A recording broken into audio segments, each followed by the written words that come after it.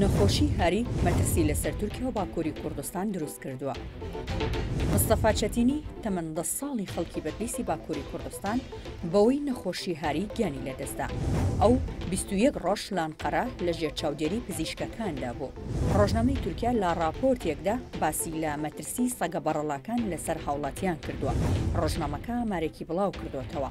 لە 11 مانگی ڕابردوودا 27 کەس بەهۆی پەلاماری سەگەوە لە تورکیا و باکووری کوردستان گیانیان لەدەستداوە. زۆرینەیان منداڵن کە دوایینیان مستەفای 10 ساڵانە. بەگشتی کۆمەڵگەی تورکیا و باکووری کوردستان بەسەر دوو جەمسەردا دابەش بوون. یەکەمیان داوا دەکات حکوومەت سەگە بەڕەڵاکان کۆبکاتەوە.